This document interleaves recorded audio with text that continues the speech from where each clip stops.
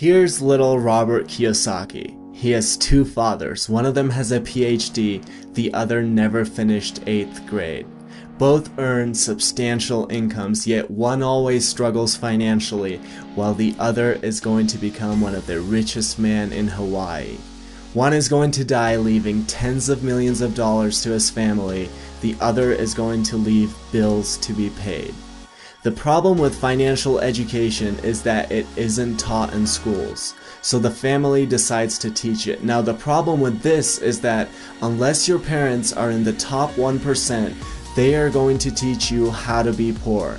Not because they don't love you, they just don't know what they're teaching, and they don't read books like Rich Dad, Poor Dad.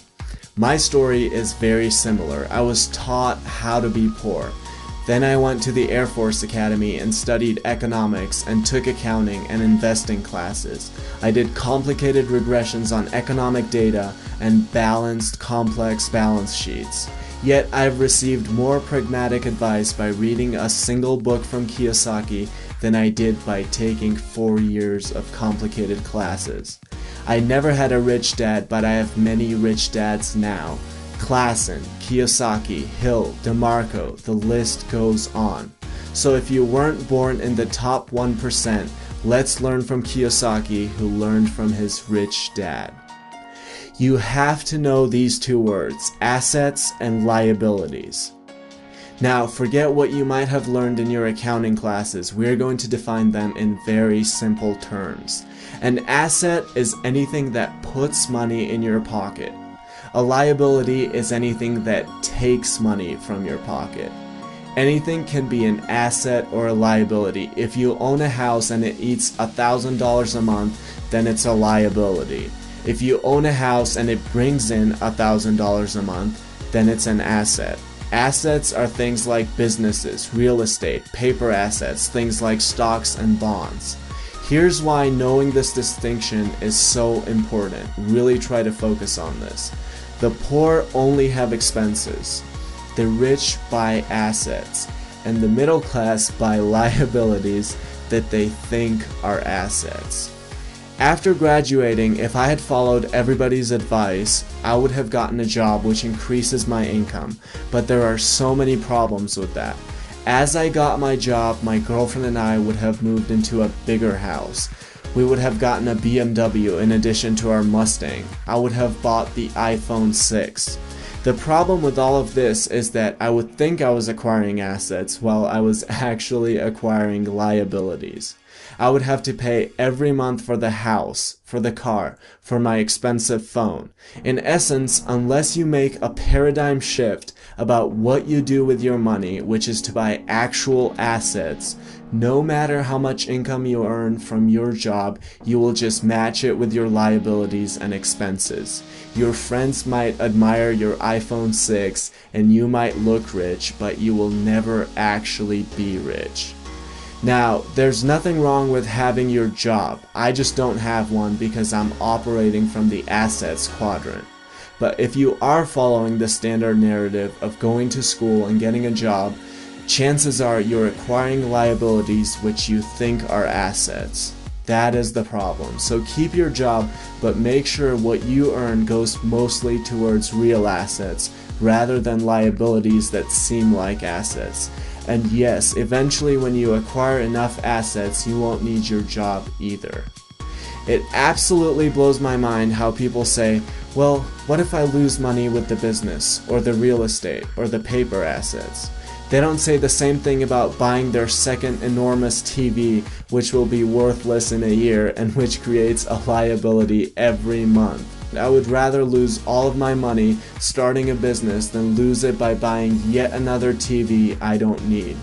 Even if I lost all my money, the lessons learned from starting a business would be infinitely more valuable than watching Dr. Phil.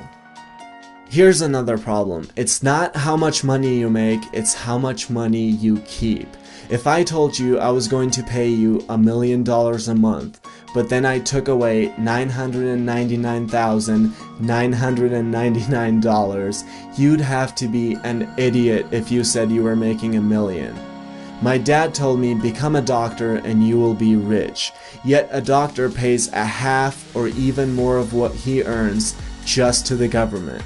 You get taxed when you earn, you get taxed when you spend, you get taxed when you save, and guess what? You get taxed when you die. On the other hand, you could operate from the assets quadrant and pay sometimes 0% in taxes. I have doctor friends who are more financially anxious than my absolutely broke friends. Here's a short history of taxation. Years ago, there was no tax, in Great Britain or in the United States. It amazes me how so many people don't realize this. The government would sometimes collect tax during civil wars and extreme cases, but there was no actual tax. Well, the government realized that the poor and the middle class were idiots. The masses looked up to the idiotic story of Robin Hood and actually admired it. So the government decided it was going to leverage that. It said, hey guys, let's put a tax on the rich so you idiots can get more money from them. Well, of course, all the idiots agreed and voted for it. The problem is that the government's greed grew bigger and bigger until the taxation trickled down to everyone, including the poor. But the rich didn't care. They were too smart for little Robin Hood. They easily found ways to avoid being robbed of their hard-earned money. So it actually hurt the idiots in the end, the poor and the middle class. That is why Warren Buffett pays lower tax rate than his secretary. I was born in 1992 in the Republic of Georgia, right after the breakup of the Soviet Union. If you think I worked my ass off in poverty for 2 decades, so one day I could come to another communist state, you must be out of your mind. You must be out of your mind if you think I'm going to share over half of what I earn with blood and sweat with people who want to sit on their ass and watch TV all day and collect the benefits the government hands out to them so they can get re-elected. The rich are too smart for this. Yes, I'm going to buy my BMW. I'm just going to buy it for my corporation. A poor person thinks of a bunch of buildings when he thinks of a corporation, when in reality it's really a folder full of papers. A folder full of papers that allows the rich to make all the expenses and then pay the taxes at the end. So the rich will never actually be affected by any of this. It will always come down to the middle and the upper middle class, the people who work the hardest to pay for the benefits of the person with a bag of chips in one hand and a remote in the other.